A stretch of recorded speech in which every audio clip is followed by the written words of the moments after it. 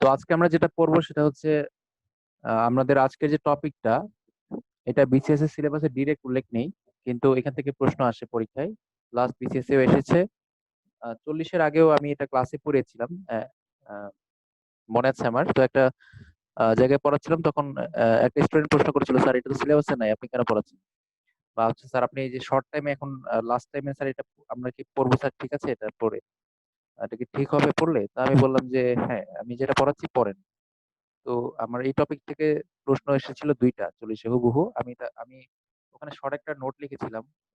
আমি একটা ক্লাস নিয়েছিলাম, ক্লাসটা ছিল হচ্ছে 3 ঘন্টার একটা ক্লাস, পুরো আইসিটি সিলেবাসের উপরে, শর্ট একটা ক্লাস। তো ওখানে যে নোটটা লিখেছিলাম সেখান থেকে, এই অধ্যায়ের যে নোটটা ছিল সেখান থেকে দুইটা প্রশ্ন এসেছিল 40 নং বিসিএস এ। আমি যেহেতু নিজে পরীক্ষা দিয়েছি, আমার মানে এটা মনে আছে আর কি। তো এখন আমি যেটা বলবো সেটা হচ্ছে এখান থেকে রিটেনের প্রশ্ন আসে সব সময়। প্রায় সব সময় রিটেনে এই অধ্যায় থেকে প্রশ্ন আসে। এই অধ্যায়টা আমি না পড়লেও পারতাম, এটা সিলেবাসে নাই ডিরেক্ট, কিন্তু তারপরেও জাস্ট এখানে যেহেতু সবাই ম্যাক্সিমাম পরিচিত স্টুডেন্ট, তাই হচ্ছে আমি এটা পড়াচ্ছি আর কি। তো এটা মনে রাখতে হবে, এই অধ্যায়টা রিটেনের জন্য অনেক কাজে লাগবে, মারাত্মক লেভেলের কাজে লাগবে। তো আমরা হচ্ছে এই অধ্যায়টা পড়তে গেলে প্রথমে হচ্ছে যে জিনিসগুলো পাবো, এই অধ্যায়টা বেসিক্যালি হচ্ছে আপনার প্রোগ্রামের ভাষার উপরে। অধ্যায়টা হচ্ছে বেসিক্যালি প্রোগ্রামের ভাষার উপরে। তো এখানে প্রোগ্রামিং ভাষা বা প্রোগ্রাম লিখতে গেলে কি কি লাগে বা কোন কোন ধাপগুলো অবলম্বন করতে হয়, এই সবগুলো বিষয় হচ্ছে এখানে আছে। তো আমরা যখন এই অধ্যায়টা পড়বো, তখন পড়ার পরে আপনাদের যেটা মনে রাখতে হবে সেটা হচ্ছে এই অধ্যায়ের প্রশ্নগুলো যেহেতু বিসিএসসি রিটেনের জন্য আসে, আপনারা এগুলো অবশ্যই সুন্দর করে নোট করে রাখবেন, আপনাদের রিটেনের জন্য কাজে দিবে। আর হচ্ছে আমি আপনাদের একটা ক্লাস শেষে শীট দিব। শীটের আপনারা শীটটা পড়ে নেবেন। শীটের মধ্যে আমি আমার রিটেনের যে অংশগুলো নোট করেছিলাম সেগুলো আমি টাইপ করে আপনাদের দিয়ে দিয়েছি, আপনাদের কাজে লাগবে আশা করি। তো আজকে আরেকটা কথা বলবো সেটা হচ্ছে, আজকে ক্লাসের পরে আপনাদের একটা পরীক্ষা হবে, সাডেন টেস্ট, মানে ক্লাসের উপর একটা পরীক্ষা। তো এটা নিয়ে কেউ প্রশ্ন করবেন না। এটা নিয়ে আমি আবার শেষে প্রয়োজনীয় কথা বলবো, সেটা হচ্ছে আপনাদের আজকে ক্লাসে আমি যা পড়াবো তার উপর একটা পরীক্ষা হবে। তো আপনারা যেটা করবেন সেটা হচ্ছে ক্লাসটা মনোযোগ দিয়ে শুনবেন। আশা করি আপনারা পারবেন মনোযোগ দিয়ে শুনলে। ঠিক আছে, ক্লাসের ভিতর থেকে প্রশ্ন থাকবে, স্যার আপনারা আমার যদি জন্য ভালো করে মাফ। বুঝেন তাহলে এখান থেকে প্রশ্ন করবে। আচ্ছা, ধন্যবাদ আপনাকে, কোনো মাপ নাই। না ওকে, না স্যার। ঠিক আছে, আমরা এখন ক্লাসের দিকে যাচ্ছি। ঠিক আছে, আমরা এখন ক্লাসে যাচ্ছি, আমরা হচ্ছে কাউকে মাফ করবো না আজকে। ওকে, আমরা এখন যেটা করবো সেটা হচ্ছে আমাদের আমাদের আজকে যে টপিক আমাদের আজকে যেটা টপিক সেটা হচ্ছে প্রোগ্রামিং ভাষা। এখন মজার বিষয় হচ্ছে এই অধ্যায়, এই যে আমরা আজকে টপিকটা পড়বো, এটা সবটাই হচ্ছে এইচএসসি এর অধ্যায় 5-এর সাথে কানেক্টেড। আপনারা আজকের ক্লাসটা করলে অধ্যায় এইচএসসি এর অধ্যায় 5-এর যে অংশটা বিসিএস এর জন্য লাগবে সবটাই পড়া হয়ে যাবে। অর্থাৎ আমাদের আজকে ক্লাসটা হচ্ছে পিলি প্লাস রিটেনের জন্য, মনে রাখতে হবে, আবার বলছি। তো এটা বললে আমাদের হচ্ছে এইচএসসি আইসিটি এর একটা ফুল অধ্যায় কভার হয়ে যাবে। ওকে, আজকে আমরা প্রথমে যেটা পড়বো সেটা হচ্ছে প্রোগ্রাম। আমাদের কাজ যেহেতু প্রোগ্রামিং ভাষা নিয়ে, আমরা প্রথমে জেনে নিব প্রোগ্রামটা। প্রোগ্রাম মানে হচ্ছে আমরা আমাদের বাস্তব জীবনে যে প্রোগ্রাম গুলো দেখি, আমরা কোনো একটা কাজ করলে আমরা কিছু প্ল্যান করি, যে আমরা একটা বিয়ের অনুষ্ঠান ধরেন, যদি আমরা একটা বিয়ের অনুষ্ঠানকে ধরি যে এটা একটা প্রোগ্রাম, তখন এই প্রোগ্রামের অনেকগুলো কাজ থাকে, অনেকগুলো ধাপ থাকে। যেমন বিয়ের আগে গায়ে হলুদ থাকে বা আরো অনেক অনুষ্ঠান থাকে। তো এই সবগুলো সিরিয়াল বাই সিরিয়াল আসে কিন্তু। আপনি দেখবেন যে হচ্ছে গায়ে হলুদের পরের দিন বিয়ে, বা গায়ে হলুদের আগে অন্য অনুষ্ঠান থাকে, এরকম সিরিয়ালি কার্ড ছাপানো থেকে শুরু করে মানুষকে ইনভাইট করা, সব কাজ হচ্ছে একটার পর একটা সিরিয়ালি হয়, একটা সিকোয়েন্স মেনটেন করে। প্রোগ্রামটা বেসিক্যালি এরকমই। আমরা যখন কম্পিউটারে প্রোগ্রাম লিখবো তখন আমরা কতগুলো ধাপ সিরিয়াল বাই সিরিয়াল হচ্ছে কি করব, এক্সিকিউট করব, অথবা আমরা কম্পিউটারকে সিরিয়াল বাই সিরিয়াল কিছু অর্ডার দিব। যদি আমরা কতগুলো অর্ডার কম্পিউটারকে দেই, এই সবগুলো অর্ডারকে আমরা হচ্ছে একসাথে যদি আমরা সাজাই তাহলে সেটা হবে একটা প্রোগ্রাম। তো আমরা বইয়ের ভাষায় বললে বলতে পারি কোনো সমস্যা সমাধানের জন্য ব্যবহৃত কতগুলো নির্দেশের সমষ্টিকে প্রোগ্রাম বলে। আবার বলছি, কোনো সমস্যা সমাধানের জন্য, তাহলে আমাদের উদ্দেশ্যটা হচ্ছে এখানে মূলত একটা সমস্যা সমাধান করা। তো কোনো একটা সমস্যা সমাধানের জন্য আমরা যে নির্দেশগুলো ব্যবহার করব, যে অর্ডার গুলো ব্যবহার করব, সেই সবগুলোর সমষ্টিকে একসাথে বলা হচ্ছে প্রোগ্রাম। তো আমরা হচ্ছে প্রোগ্রাম সম্পর্কে, প্রোগ্রামিং ভাষা সম্পর্কে জানার আগে আমরা জেনে নিব পৃথিবীর প্রথম যে প্রোগ্রামার ছিলেন তার নাম। তো ইনি হচ্ছেন পৃথিবীর প্রথম প্রোগ্রামার। ওনাকে আমরা সবাই অনেকেই চিনি। তো এনার নাম হচ্ছে lady Ada Augusta. Lady Ada Augusta. এখানে পরের স্লাইডে ওনার নামটা লেখা আছে, লেডি অ্যাডা অগাস্টা লাভলিস, ওনার full name lady Ada Augusta Lovelace. ইনি হচ্ছেন পৃথিবীর প্রথম programmer. Lady Ada Augusta Lovelace ইনি হচ্ছেন পৃথিবীর প্রথম প্রোগ্রামার। আহ, তিনি পৃথিবীর প্রথম প্রোগ্রামিং ভাষাটা তৈরি করেন। এখন এই ভাষাটা কখন তৈরি করেন? ইনি কাজ করতেন হচ্ছে পৃথিবীর প্রথম যে কম্পিউটার যে ধারণাটা দেন বা কম্পিউটার নিয়ে প্রথম যে কাজ করেন চার্লস বেবেজ। তো চার্লস বেবেজ যখন 1820 সাল বা 22 সালের দিকে কাজ করতেন কম্পিউটার নিয়ে, তখন এই চার্লস বেবেজের ছাত্রী ছিলেন লেডি অ্যাডা লাভলেস। তো লেডি অ্যাডা লাভলেস উনি হচ্ছে চার্লস বেবেজের সাথে কাজ করা অবস্থায় ওই সময় হচ্ছে উনি চার্লস বেবেজের যে কম্পিউটার ডিফারেন্স ইঞ্জিন, তারপর হচ্ছে অ্যানালিটিক্যাল ইঞ্জিন, এগুলোর জন্য উনি কিছু প্রোগ্রামিং ভাষা লিখেন। তো প্রোগ্রামিং ভাষা যখন লিখেন সেই ভাষাগুলো অবশ্যই মেশিন ভাষা ছিল, মানে কম্পিউটারের নিজের ভাষা। আমরা মেশিন ভাষা বলতে মনে রাখবো এটা হচ্ছে 0101, অনেকগুলো 01-এর সমষ্টি। তো উনি প্রথম যে ভাষাটা লিখেন সেটা হচ্ছে মেশিন ভাষা নির্ভর ভাষা ছিল। যেহেতু তিনি প্রথম প্রোগ্রামের ভাষা লিখেন বা কম্পিউটারের ভাষা লিখেন, প্রোগ্রামিং ভাষা লিখেন, এই জন্য তাকে বলা হয় পৃথিবীর প্রথম প্রোগ্রামার, লেডি অ্যাডা অগাস্টা লাভলিস।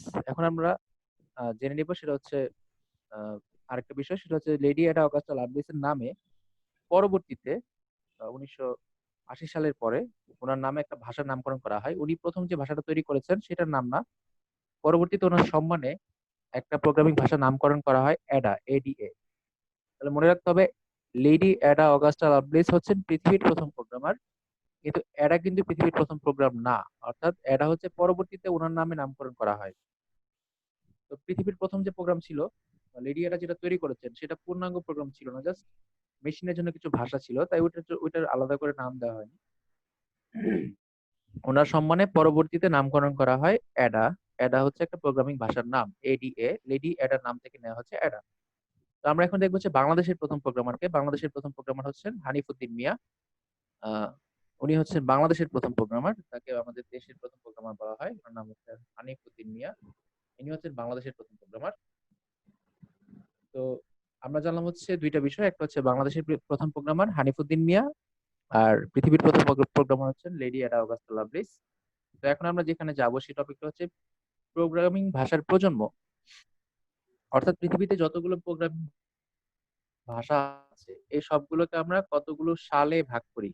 পৃথিবীর যত প্রোগ্রামিং ভাষা আবিষ্কার হয়েছে এখন পর্যন্ত সবগুলোকে আমরা কতগুলো সালে ভাগ ভাগ করি, তার মধ্যে আমরা এই প্রোগ্রামিং ভাষাগুলোকে সবগুলোকে 5টা সালে ভাগ করি বা 5টা প্রজন্মে ভাগ করি।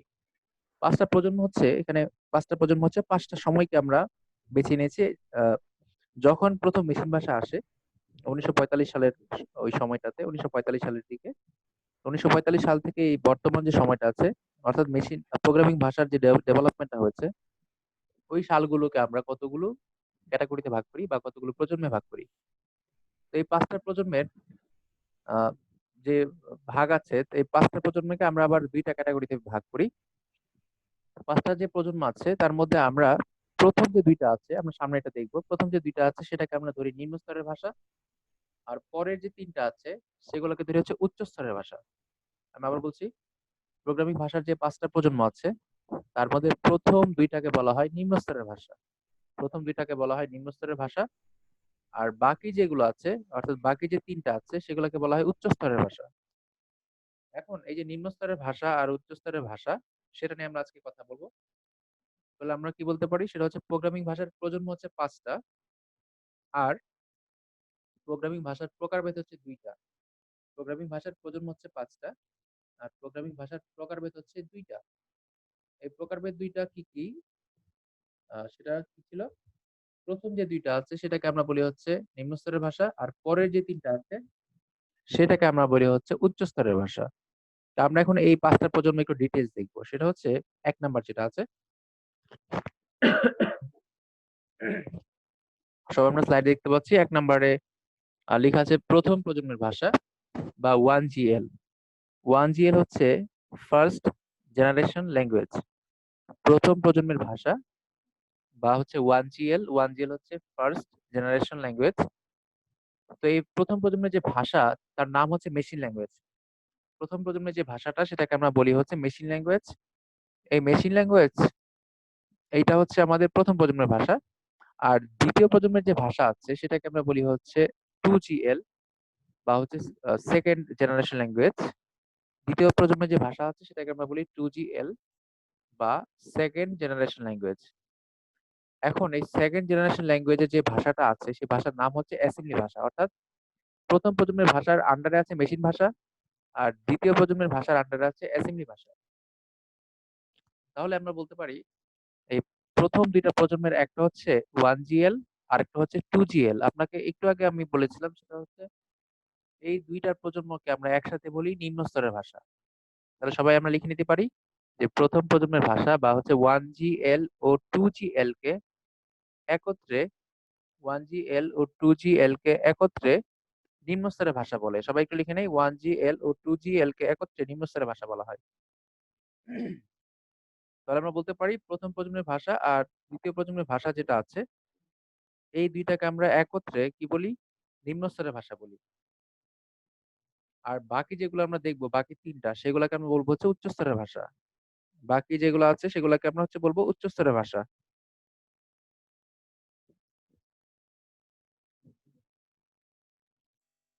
ওকে, আমরা আমাদের পরের স্লাইডে যাচ্ছি। এখানে আমরা একটা ক্লাসিফিকেশন দেখতে পারবো।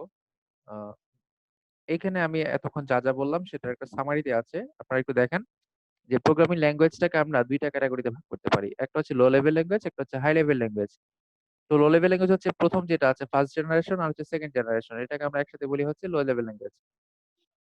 আর বাকি যেগুলো আছে থার্ড ফোর্থ আর ফিফথ, এই তিনটাকে আমরা বলি হচ্ছে হাই লেভেল ল্যাঙ্গুয়েজ।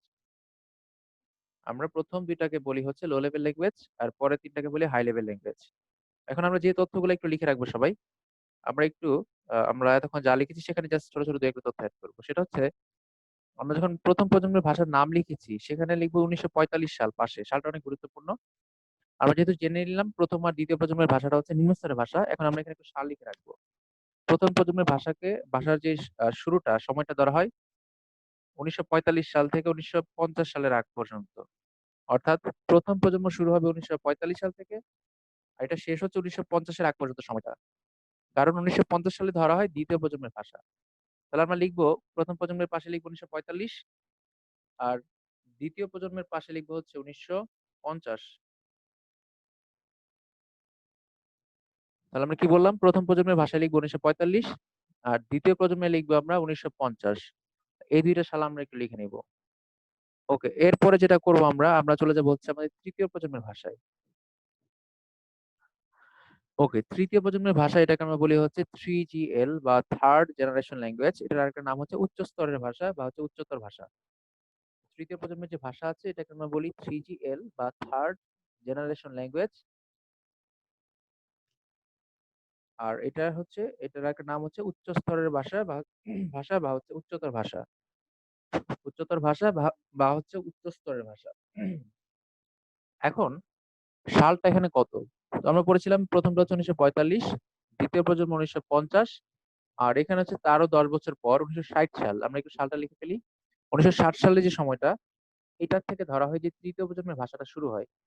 আর এই তৃতীয় প্রজন্মের ভাষাতেই নতুন ধরনের পরিবর্তন এসেছে। অর্থাৎ এখান থেকেই এখানের যে ভাষাগুলো আছে এগুলো আমাদের জন্য বেশি গুরুত্বপূর্ণ।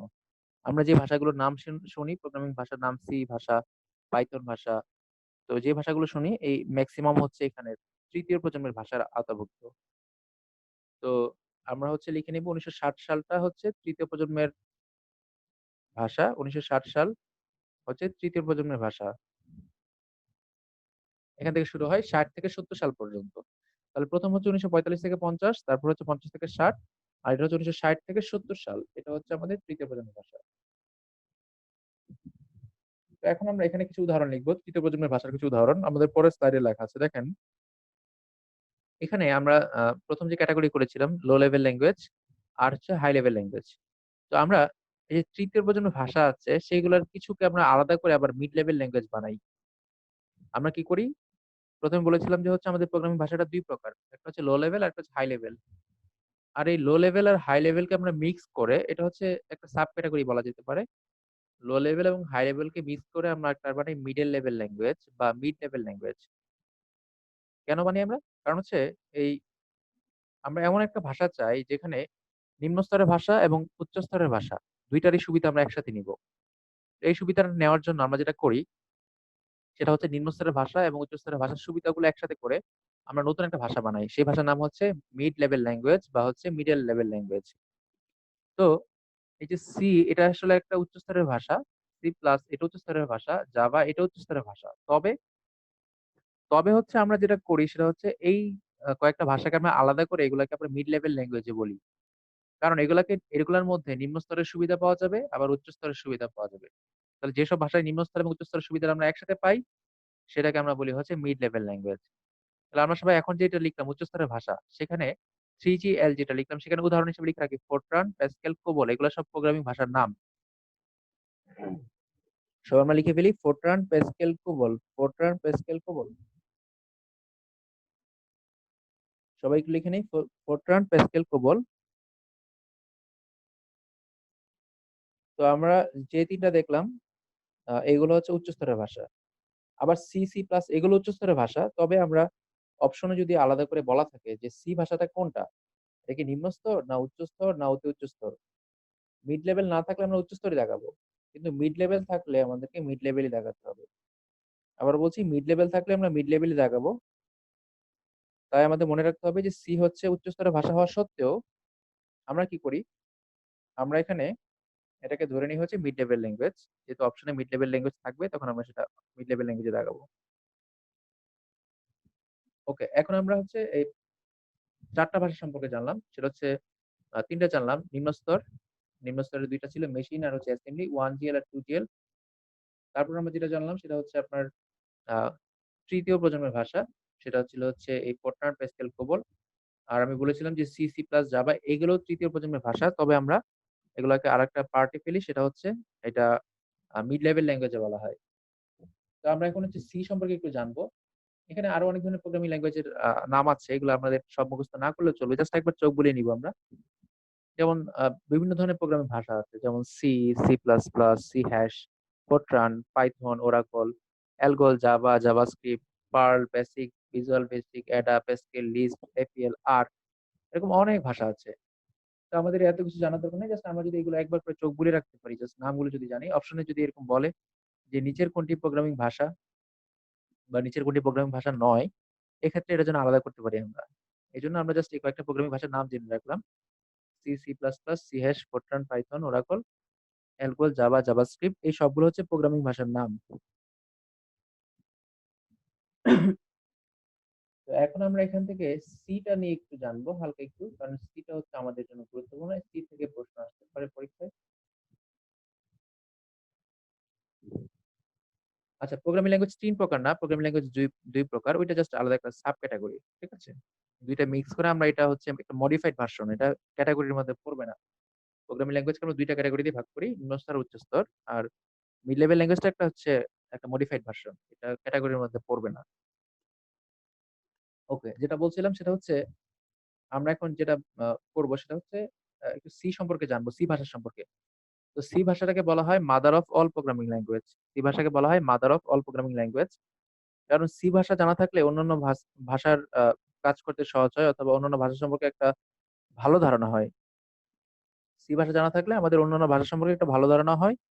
তো এই জন্য সি কে বলা হয় mother of all level all programming language. অর্থাৎ আহ, এই দুইটার সি ভাষা জানলে আমাদের অন্যান্য যে ভাষাগুলো আছে সেগুলো সম্পর্কে আমরা কি করতে পারি, ধারণা নিতে পারি অল্প সময়। অর্থাৎ আপনি সি ভাষা ধরেন পারেন, তো আপনি সি ভাষা যদি পারেন অন্যান্য ভাষাগুলো আপনার জন্য শেখা অনেক সহজ হয়ে যাবে, কারণ সি ভাষার মতোই অন্যান্য ভাষার ফরম্যাট বা স্ট্রাকচার গুলো। তো আমরা হচ্ছে সি সম্পর্কে যে তথ্যটা জেনে রাখবো সেটা হচ্ছে সিটা আবিষ্কার করা হয় 1970 সালের দিকে, এটা অনেক গুরুত্বপূর্ণ সাল। আমরা হচ্ছে লিখে রাখি সবাই যে 1970 সালে সি প্রোগ্রামটা আবিষ্কার করা হয়। তো এটা করা হয় যুক্তরাষ্ট্রের বেল ল্যাবরেটরিতে, এটা আমরা সবাই জানি। বেল ল্যাবরেটরিতে অনেক গুরুত্বপূর্ণ আবিষ্কার বিশ্বের যেগুলো আছে সবগুলোর প্রায় অনেকই বেল ল্যাবরেটরিতে হয়েছে। তো সি ভাষার উদ্ভাবন যিনি করেন তার নাম হচ্ছে ডেনিস রিচি। তো ডেনিস রিচি 1970 সালে যুক্তরাষ্ট্রের বেল ল্যাবরেটরিতে কি করেন, সি ভাষা উদ্ভাবন করেন।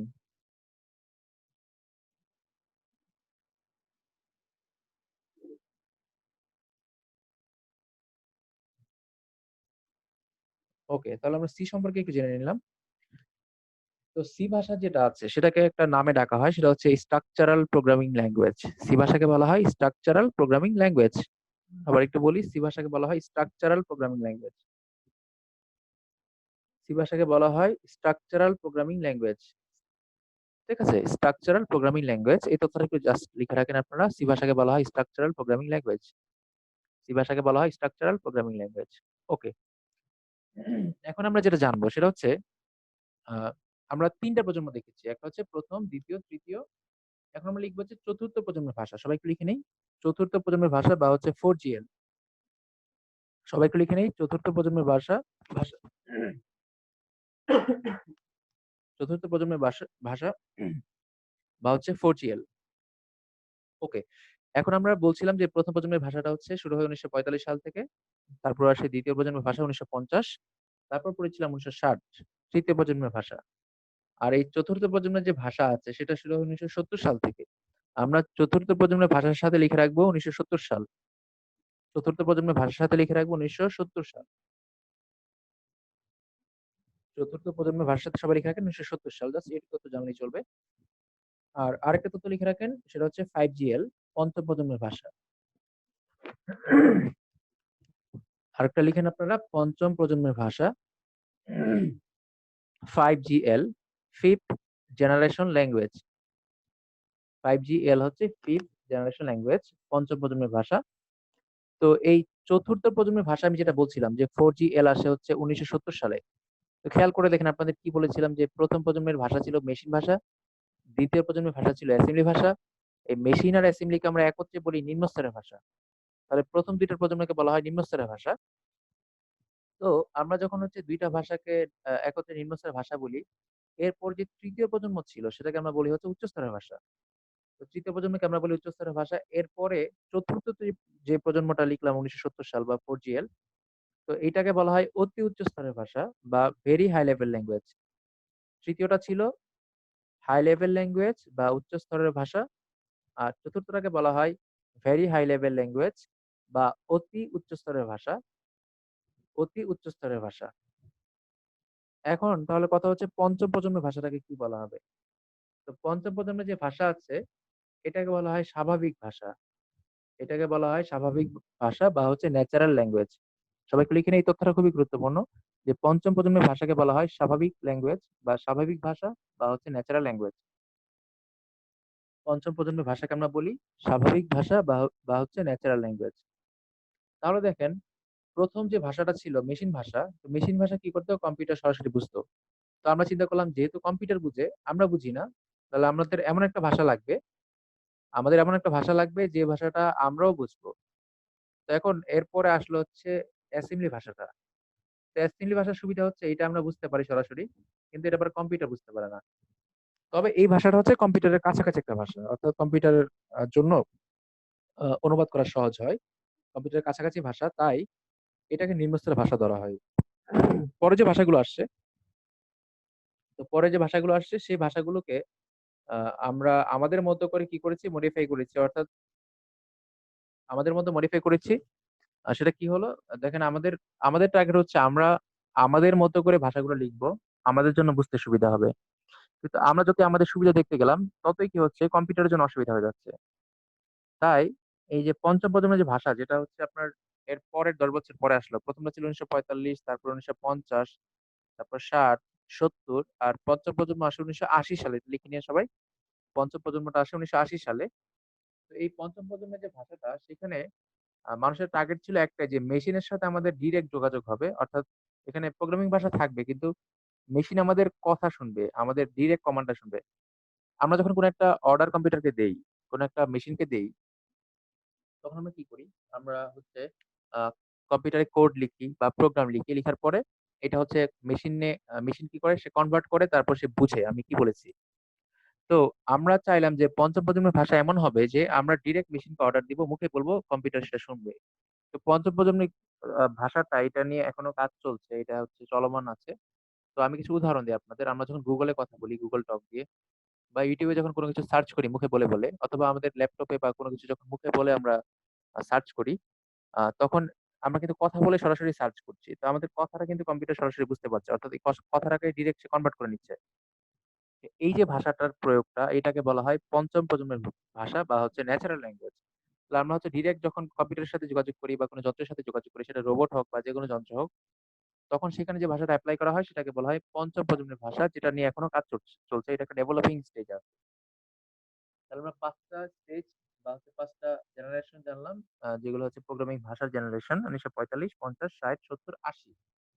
তো এখন আমরা যেটা দেখবো সেটা হচ্ছে গুরুত্বপূর্ণ একটা তথ্য, সেটা হচ্ছে আমরা যখন কোনো একটা আ প্রোগ্রাম লিখি, হ্যাঁ? সবাই একটু ভালো করে শুনেন। আমরা যখন কোনো একটা প্রোগ্রাম লিখি কম্পিউটারের ভাষায়, ধরেন আমি একটা প্রোগ্রাম লিখলাম, আমার ভাষায় লিখলাম ১ম এ। আমি একটা প্রোগ্রাম লিখলাম সি ভাষায়।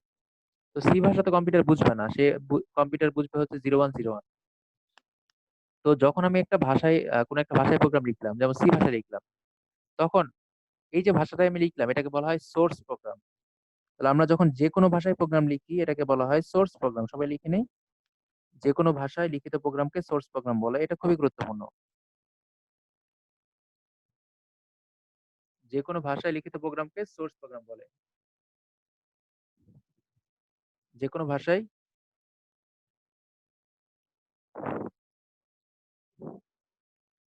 যেকোনো ভাষায় লিখিত প্রোগ্রামকে সোর্স প্রোগ্রাম বলে। আচ্ছা, তাহলে আমাদের কাজ হচ্ছে সোর্স প্রোগ্রামটা হচ্ছে যেকোনো ভাষায়। আমাদের টার্গেট হচ্ছে আমাদের এই ভাষাটাকে কম্পিউটারকে বুঝাতে হবে। তখন আমরা কি করি? আমাদের ভাষাটাকে কম্পিউটার ভাষায় কনভার্ট করি। এই কনভার্ট করার পরে সোর্স প্রোগ্রামের নতুন একটা নাম হয়ে যাবে। সেটাকে বলা হয় অবজেক্ট প্রোগ্রাম বা বস্তু প্রোগ্রাম। আমরা যখন কনভার্ট করি ভাষাটাকে, কনভার্ট করে যখন মেশিনের ভাষা বানিয়ে ফেলি, তখন সেটাকে বলা হয় অবজেক্ট প্রোগ্রাম বা বস্তু প্রোগ্রাম। অবজেক্ট প্রোগ্রাম বা হচ্ছে বস্তু প্রোগ্রাম। তাহলে আমরা লিখলাম যেটা সেটা হচ্ছে যে মেশিন ভাষায় লিখিত প্রোগ্রামকে আমরা বলতে পারি অবজেক্ট প্রোগ্রাম বা বস্তু প্রোগ্রাম। তাহলে ১ম এ লিখেছিলাম যে যেকোনো ভাষায় যদি প্রোগ্রাম লেখা হয় সেটাকে আমরা বলি হচ্ছে সোর্স প্রোগ্রাম। আর এটাকে যখন কনভার্ট করে মেশিন ভাষায় কনভার্ট করি, তখন আমরা সেটাকে বলি আ অবজেক্ট প্রোগ্রাম বা হচ্ছে বস্তু প্রোগ্রাম। এখন যদি পরীক্ষায় প্রশ্ন করে মেশিন ভাষায় লিখিত প্রোগ্রামকে কি বলে? তাহলে আমরা অ্যান্সার করব অবজেক্ট বা হচ্ছে বস্তু প্রোগ্রাম। যদি বলা হয় যেকোনো ভাষায় লিখিত প্রোগ্রামকে কি বলে? আমরা বলব সোর্স প্রোগ্রাম বা হচ্ছে উৎস প্রোগ্রাম। এখন যদি বলে সি ভাষায় লিখিত প্রোগ্রামকে কি বলে? উৎস প্রোগ্রাম। কারণ এটা যেকোনো ভাষা। যদি বলে অ্যাসিউনি ভাষায় লিখিত প্রোগ্রামকে কি বলে? উৎস প্রোগ্রাম। আবার যদি বলা হচ্ছে পাইথন ভাষায় লিখিত প্রোগ্রামকে কি বলে? উৎস প্রোগ্রাম। তার মানে মেশিন বাদে আসবে যারা সবাই হচ্ছে কি হবে? অবজেক্ট প্রোগ্রাম হবে, সরি সোর্স প্রোগ্রাম হবে। আর শুধু মেশিনের ক্ষেত্রে আমরা বলব হচ্ছে অবজেক্ট বা হচ্ছে বস্তু প্রোগ্রাম। তাহলে এখন আমাদের ইম্পোর্টেন্ট যে বিষয়টা আমরা এখান থেকে পেলাম সেটা হচ্ছে আমরা যখন কোন একটা ভাষায় প্রোগ্রাম লিখব, আমাদের টার্গেট হচ্ছে সেটা থেকে কনভার্ট করে মেশিন ভাষায় নিয়ে যেতে হবে। অর্থাৎ সোর্স প্রোগ্রাম থেকে কনভার্ট করে নিতে হবে অবজেক্ট প্রোগ্রামে। তাহলে এই কনভার্ট আমরা কিভাবে করব? এই কনভার্ট করার জন্য আমরা যার হেল্প নিব তাকে বলা হয় অনুবাদক প্রোগ্রাম।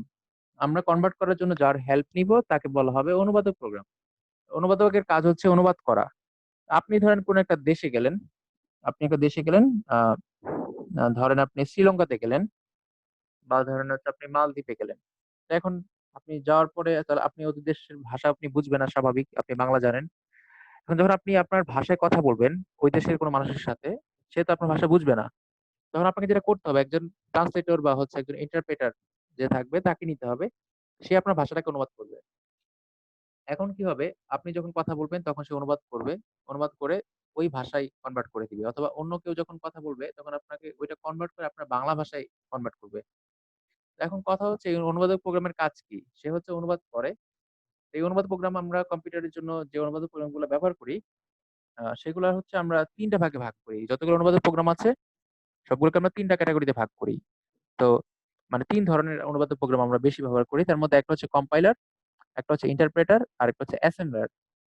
একটা হচ্ছে কম্পাইলার, আরেকটা হচ্ছে ইন্টারপ্রেটার, আরেকটা হচ্ছে অ্যাসেম্বলার।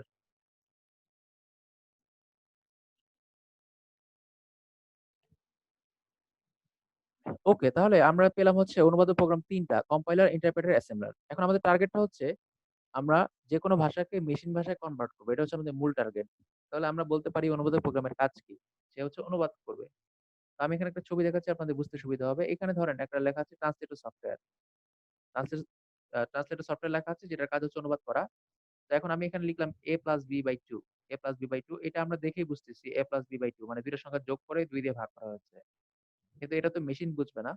তো আমরা যদি a+b/2 টাকে ট্রান্সলেটর প্রোগ্রামের ভিতর দিয়ে চালনা করি বা ট্রান্সলেটর প্রোগ্রাম ব্যবহার করি তখন সে এটাকে কনভার্ট করে এই যে অসংখ্য 01 01 এ নিয়ে আসবে। তাহলে এই 01 01 টা হচ্ছে মেশিনের ভাষা মানে কম্পিউটারের ভাষা। আর আমরা a+b/2 লিখলাম এটা হচ্ছে আমাদের ভাষা, হাই লেভেল ল্যাঙ্গুয়েজ। আমি বলেছিলাম যে কোনো ভাষায় যে লিখিত প্রোগ্রাম সেটাকে আমি বলি সোর্স প্রোগ্রাম। আর মেশিনের ভাষায় যদি প্রোগ্রাম কনভার্ট হয় বা আমরা মেশিনের ভাষায় প্রোগ্রাম লিখি তখন সেটাকে বলি হচ্ছে আমরা অবজেক্ট প্রোগ্রাম। তাহলে আমাদের সামারি হচ্ছে ট্রান্সলেটর প্রোগ্রামটা কি করবে? আমাদের ভাষা থেকে মেশিনের ভাষায় অনুবাদ করবে। আমাদের ভাষাকে আমরা বলি সোর্স কোড আর মেশিনের ভাষাকে আমরা বলি হচ্ছে অবজেক্ট কোড। এটা হচ্ছে আমাদের এতক্ষণের সামারি।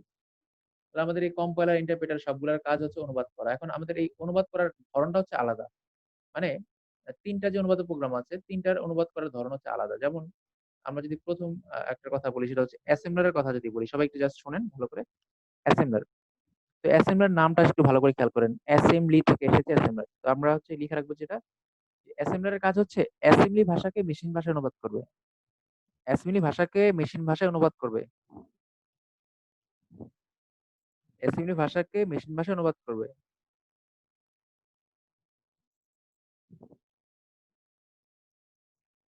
সবাই লিখে নিয়েছি। অ্যাসেম্বলার এর কাজ হচ্ছে অ্যাসেম্বলি ভাষাকে মেশিন ভাষায় অনুবাদ করবে।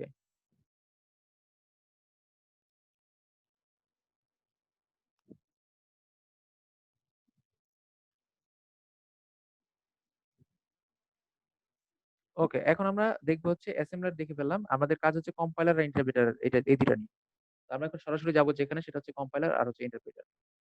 আমরা এখন যাবো হচ্ছে কম্পাইলার আর হচ্ছে ইন্টারপ্রেটারে। তো আপনারা হচ্ছে যেটা দেখবেন সেটা হচ্ছে কম্পাইলার আর ইন্টারপ্রেটারের পার্থক্যটা। ছবিতে অ্যাসেম্বলার দেওয়া আছে আসলে। আমরা সবাই এখানে এখানে খেয়াল করি একটু ভালো করে। যে উপরের হেডলাইনটা খেয়াল করি। আমাদের এখন আমরা একটু দেখবো কম্পাইলার আর হচ্ছে ইন্টারপ্রেটারের পার্থক্য। দেখেন কম্পাইলার কি করে? কম্পাইলার যেটা করে সেটা হচ্ছে সবটা প্রোগ্রামকে একসাথে অনুবাদ করে। আর ইন্টারপ্রেটার কি করে? একটা লাইন করে অনুবাদ করে।